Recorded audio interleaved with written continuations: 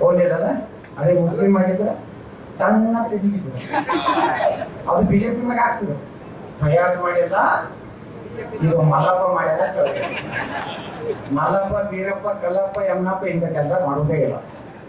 ಭಾಳ ಆದ್ರೆ ಜಗಳ ಬರ್ತಂದ್ರೆ ಬಿಟ್ಬಿಡ್ತಾರ.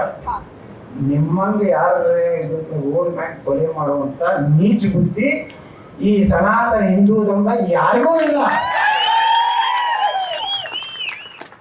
ಇದನ್ನೆಲ್ಲ ನಾವು ತಿಳ್ಕೋಬೇಕು. ಬಂದವಳೆ ಪ್ರಿಯಾಂಕಾ ಖರ್ಗೆ ಅವ್ರಿಗೆ ನಾನು ಕೇಳ್ತೇನೆ, ನೀವು ನಿಜವಾಗಿ ಬಾಬಾ ಸಾಹೇಬ್ ಅಂಬೇಡ್ಕರ್ ಅವರ ಬಗ್ಗೆ, ಸಿದ್ಧಾಂತ ಬಗ್ಗೆ ಗೌರವ ಇದ್ರೆ ಮೊದಲೇ ನೀವು ಕಾಂಗ್ರೆಸ್ನಾಗೆ ಇರಬಾರ್ದು.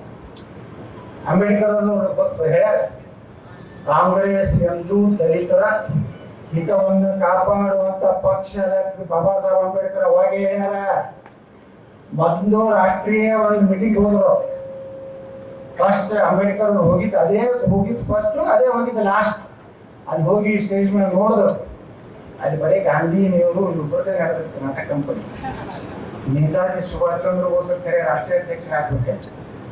ವಲ್ಲಭಭಾಯ್ ಪಾಟೀಲ್ ಈ ದೇಶದ ಪ್ರಧಾನಮಂತ್ರಿ. ಇದೆಲ್ಲ ಬಿಟ್ಟು ಮಾಡಿದ್ರು. ಅಂಬೇಡ್ಕರ್ ಅವರು ಅವಾಗೇ ಹೇಳಿದ್ರು, ನಾನು ಒಮ್ಮೆ ಕಾಂಗ್ರೆಸ್ನ ಮಹಾ ಅಧಿವೇಶನ ಹೋಗಿದ್ದೆ, ಅಲ್ಲಿ ಎಲ್ಲ ವಾತಾವರಣ ನೋಡಿದ್ರೆ ಇದು ದಲಿತರಿಗೆ ಒಳ್ಳೆಯದು ಮಾಡುವಂತ ಪಕ್ಷ ಅಲ್ಲ ಅಂತ ಅವಾಗ ಹೇಳ್ತಾರೆ. ಹಂಗಾದ್ರೆ ನೀವೇನು ಆ ಪಾರ್ಟಿಯಾಗಿದ್ದೀರಿ, ಈಗ ಹೇಳಕತ್ತೀರಿ ಏನು ಮಾಡಬೇಡಿ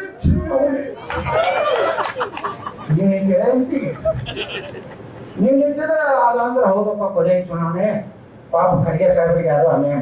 ನೀವು ನಿಮ್ಮ ಹಳ್ಯಾಗ ನಿಲ್ಲಿಸಿದ್ವಿ, ನನಗೆ ಮೇಣಬತ್ತಿ ಹೆಸರು ಬರೀ ಮಾಡಿ